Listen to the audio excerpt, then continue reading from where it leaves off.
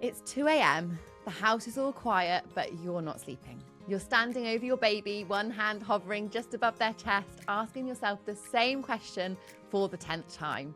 Are they too hot? Are they too cold? Should I add a layer? Should I take a layer away? Soon as the weather warms up, something shifts for us as parents, and the rules that you thought you understood around safer sleep suddenly feel a bit unclear. A baby who is slightly cooler will probably sleep better than a baby who is slightly warmer. Advice online is conflicting, and that fear around sleep becomes really, really real. Because here's the truth, overheating for little babies isn't just uncomfortable, it's one of the most overlooked risks when it comes to safer sleep. And yet so many of us are left guessing in the dark, literally in the dark. Having a in-room thermometer, like a grow egg or something similar, that can be a really good indication. I know quite a lot of baby monitors these days also have the temperature on there. So in this episode, we're cutting through the noise, and I am joined by sleep consultant and mum of 4, Tori Drew, known on social media as thisparentcan_sleep. We're talking about what actually matters when it comes to babies and safer sleep, what's myth, what's evidence-based, and what could make all the difference. Because safer sleep should not feel like a guessing game. So welcome, Tori, and thank you so much for joining us on this episode, because as parents, I feel like parenting in general is ever changing, but things like temperature just feel like make that feel so much more highlighted, don't they? Yeah, absolutely. Thank you so much for inviting me on and for talking about such an important topic, because as you say, it is a minefield, and especially as, fingers crossed, we start to creep into some warmer weather, it's so difficult to know what to do, how to approach it, what's the best thing to do, should the blinds be open, should they be shut, and so on and so on. So yeah, it's a really important topic, so thank you so much for inviting me. I'm so pleased. And I'm going to try not to sabotage this whole conversation, Tori, and just talk about all of my sleep questions and needs. But, I'm sure in your experience, there are some kind of main things that tend to crop up. And I'd love to know, what's the biggest kind of sleep misconception that you see parents struggle most with? So in terms of temperature and sleep kind of misconception, I think it's almost kind of ingrained in us as parents that babies must be kept really, really warm to sleep well. But actually, as humans, so from babies, all the way up to adulthood, we tend to sleep better in slightly cooler environments. So that's why we actually find it really difficult to sleep when it's a heat wave, because it's just, you're just uncomfortable. So a baby who is slightly cooler will probably sleep better than a baby who is slightly warmer. And also, I think it's important to understand that a baby who is slightly cooler will indicate to us if they're a bit too cold, but a baby who is too warm might actually struggle to indicate that they're too warm, because sometimes it can sort of stop their sleep cues from coming through. That's so interesting. And I think historically, especially when we have maybe like grandparents supporting us or being involved in baby care, they are definitely guilty, or certainly in my parenting experience, of thinking like, oh, wrap that baby up, or are they a bit cold, or do they Where are their socks? Where are their socks? Yeah. Socks and mittens. And like, how many hats and socks and mittens do you end up with a newborn baby? And I'm like, they don't wear them. No. What are we doing with all these socks and mittens? Yeah. So funny. And as you said, like, when we're too hot, we know that we know that we're too hot, and we're like trying to get comfy and wriggling around and things. When the weather does get warmer, many parents will instinctively kind of start taking layers perhaps off their baby, or adding layers on when it's cooler. But how can we actually, as parents, know if a baby is too hot or too cold during sleep? Because like you say, they can't tell us in the same way that we can tell ourselves. No, and that's a really, really good question, because I think what we tend to do, especially if they are asleep, we don't want to start kind of, taking layers off, shoving our hands here, there and everywhere. So as parents, we tend to feel their hands and feel their feet. But these are slightly cooler, so they're not a good indication of actually what's going on in their sort of main system. So the things that I would be checking are kind of their chest or the back of their neck, because that will give a clear kind of indication of where their body temperature is at. So what we want that areas to feel is slightly warm. We don't want it to be hot. We don't want it to feel sort of sweaty or clammy. If they do feel kind of sweaty or clammy, or like hot to the touch, then that can be an indication that actually they are a little bit too warm. So it might be worth removing a layer. Also, another indication is if they look really flushed in their face, like, you know, when our babies are poorly and they get a temperature, they kind of have that flushed look.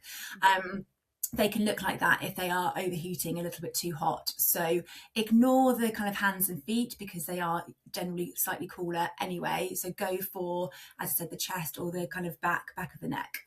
The back of the neck is always my go-to, because it Yeah. feels quite accessible, doesn't Yeah, it? exactly. Like, you can quite easily slip a hand round there without overly, you know, stimulating them and waking them up, because like, definitely have fear of touching a baby.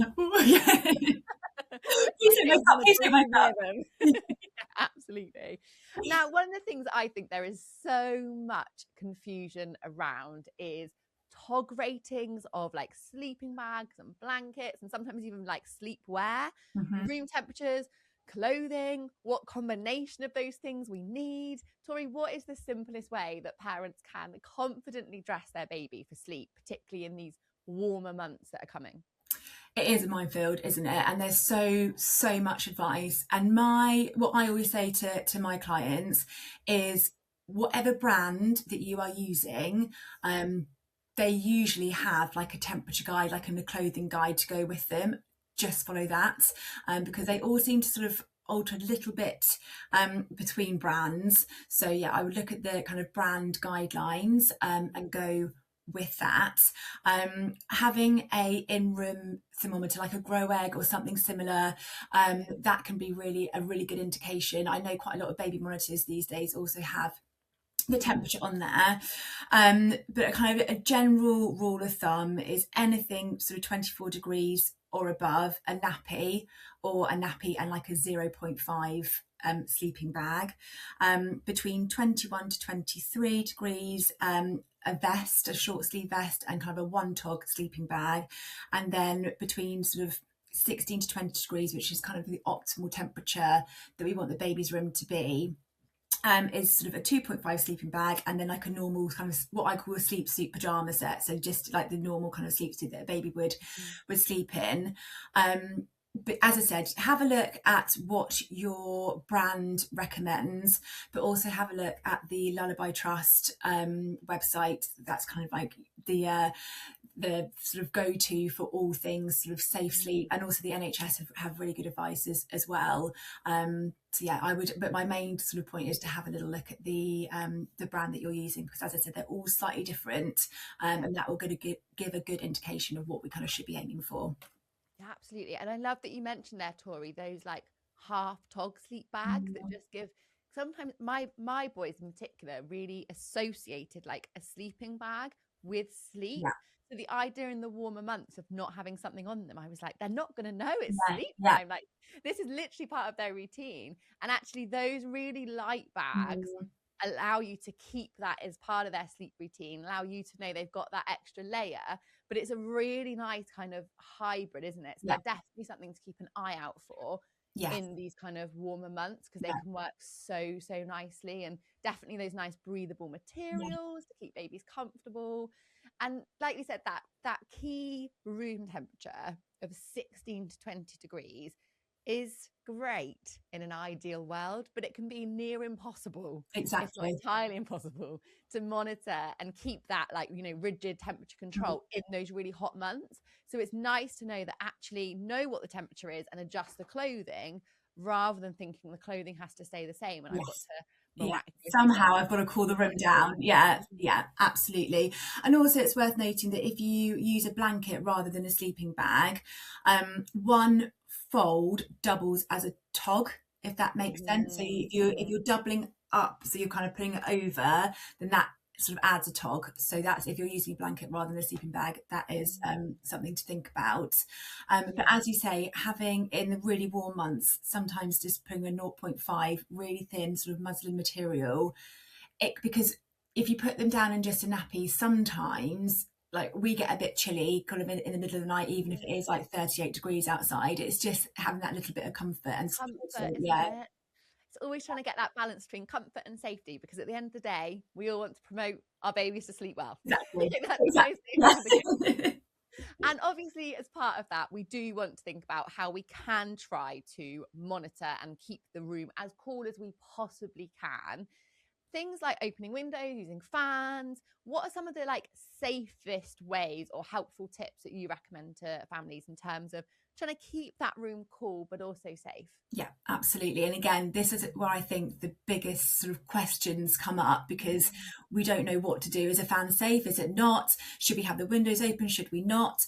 So what I tend to suggest is prep the day. So don't have all the windows and the blinds open and things. If we can, let's keep those curtains and blinds shut so the sunlight isn't coming into the room and it's not heating the room up.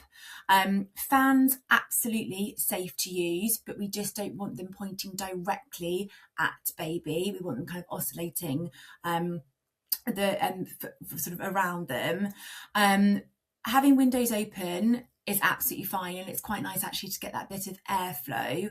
What I often do with mine when it's super hot, and it's not for everyone, but once the sun has gone down and it's nice and dark, I go in and I open the curtains, blinds, and open the windows, because they're not going to get any light in to wake them up, but they are just getting that sort of circulation and a bit of ventilation of air. And then I do set my alarm sort of before the sun sort of starts to wake up, and then go and close them up and put the fan back on. So if you wanted to do that, that's absolutely an option. You just want to avoid babies being directly kind of under the window if you're going to have the window open, because it can become very, very drafty. But yeah, and also, you know, if we're thinking about kind of cooler months, having their cot kind of directly against a radiator as well, because that we know that can kind of cause overheating. So yeah, that's kind of what I would do. Definitely use the fan if you wanted to use a fan. Just make sure it's oscillating, not directly on straight onto them. If you have a window open, great, just make sure that their cot's not directly under the window, and keep the blinds down during the day so the room doesn't heat up. And as you say, there's only so much that we can do, so focus more on the stuff that we can control, like what they're wearing, rather than what we can't control, temperature of the room. Yeah, that's such a good tip, that nighttime thing, Tori, because actually there's even if you didn't want to do the level of commitment that you do with setting the alarm to close it all back up again, there's often, like, even if it's like a 90-minute, 2-hour window between Mm. little ones going to sleep and the sun having set and you going to sleep. So I'm definitely gonna, I'd not even thought of that, Mm. but that simple thing of actually before I go to bed, let's just aerate their room a little bit. Sounds like an amazing idea, just to, like you say, get that bit of cool down when it's Yeah, at that like peak heat. yeah. Is such a good tip. And I always find like a really nice cool bath Mm. before bedtime, like they're typically so hot and Yeah. sweaty come the evening. I've definitely, with mine, they're a little bit older now, so they're on solid foods, Mm. but very much like do the main meal at lunchtime before they get too over hot and Yeah, overstimulated and can't be bothered to eat anything, and then like snacky dinner, nice cool bath, so yeah, that everyone's hopefully that little bit more comfortable and less yeah, irritable. yeah, And I think for mums that are milk feeding their baby still, particularly breastfeeding mums, being at peace or prepared for the fact that they may well ramp up their feeds absolutely. Yeah, around the heat is a really good one, because that can be you're hot and sticky, then suddenly you've got a baby that wants to feed all the time and you're like, what's going on? yeah, And yeah, that's absolutely. their way of hydrating, isn't it? So Yeah, important to yeah, follow that. definitely. And also just keep it like the usual things, keep an eye on urine output and things like that, because again, we want to make sure that they are well hydrated, and just think that we drink more when we're hot and sweaty, and they're exactly the same. And also if you wanted to try and keep a little bit of, not distance, that's not the right word, but if you're finding it really hot to have them on you, then put a little muzzy on you, and they can sort of kind of be comforted by that, because again, like, you know, I know that we regulate their body temperature, but sometimes it can feel quite sort of like overwhelming for us. Like you're just like, oh, can't breathe. Like I'm so hot, and I've got another human kind of here. Yeah. And just having that muslin can actually, really help. Definitely. Oh my gosh, I remember that. I remember just being like, this just feels like we're all very sweaty. Like, Yes. are you sure you want to be on me? Yeah. Yeah. Are you sure? It feels like a lot for sure. Yeah. Just a quick pause for anybody wondering how to navigate baby sleep during the warmer months. Trying to keep your baby comfortable and cool can feel like a conflicting balance. Not knowing how to adjust layers, keep them cozy, but also prevent overheating, which is so important for safer sleep. This is why I really love Mollis & Co. new 0.5 TOG summer sleep bag range, where quality and comfort meet safety. They are fully breathable whilst not compromising on softness or design. Sleep bags can give you peace of mind that you're setting your little one up for the safest and most cozy night's sleep. And the new Mollis & Co. 0.5 TOG sleeping bags are the perfect safe and comfortable addition to sleep for your baby in the warmer months. Summer is coming and it's time to get our sleep setup ready. I've linked to the sleeping bags I recommend in the episode description, so check those out to remove the guesswork and make your life a little easier. And use the discount code midwifepip_5 for your exclusive discount too. We talk about temperature regulation for babies, and we know that's so important as part of the key underlying principles for safer sleep. We know that no new or expectant parent wants to think about SIDS, which is sudden infant death syndrome. But the reason we highlight and talk so much about temperature regulation is because we know that overheating is one of those leading but really preventable causes of SIDS in newborn babies. So as we move into those warmer months, these principles, having these in the back of your mind, planning for how you're going to dress your baby and regulate that temperature is super important. But one of those other things that crops up all the time, I think, Tori, when we talk about trying to promote safer sleep or reduce the risk of SIDS, is this term safe sleep space. And I think it's really important we just go through with parents what that actually is, because it can be a bit like, oh yeah, safe sleep space, but everyone's thinking, what really is that? What ticks the boxes of a safe sleep space for babies? Would you mind just explaining to parents listening kind of what that actually is and what they need to make sure they're doing for every sleep, right? Day and night. Yeah. Have that space. Yeah. So a golden rule, which I like to use, is clear, flat, and on their back. So they're in a clear cot. They haven't got any toys. They haven't got any bumpers, anything like that. Their cot is like a clean, clear space. We obviously want them to be on a flat surface. So you don't want to be using kind of like an old mattress with loads of bumps and things in it. It wants to be, a very flat kind of safe mattress. You want to ensure that there's no loose bedding. Or anything that they can kind of pull onto their faces, and you want them to be put down to sleep for every sleep on their back. Also in the feet to foot position, so that means that their feet are touching the bottom of the crib, cot, whatever it is. So basically, if you're using a blanket, you can tuck it in and they can't, wriggle anywhere. So yeah, that's what I would be sort of thinking about, is a clear, flat, and on their back. I know that a lot of parents, when they say, "Oh, my baby can roll now, so I'm going to put them down on their tummies and things like that." No, put them down on their back, and once they can roll independently both ways, so from back to front and front to back, then you will find that they get themselves into some weird and wonderful positions. But if we start every sleep with them on their back in that feet to foot position in a clear cot on a flat surface, a flat mattress, then we are kind of sticking to those golden rules. I love that. Yeah, that's a really nice way of simplifying it, because I think it can get a bit confusing. Yeah.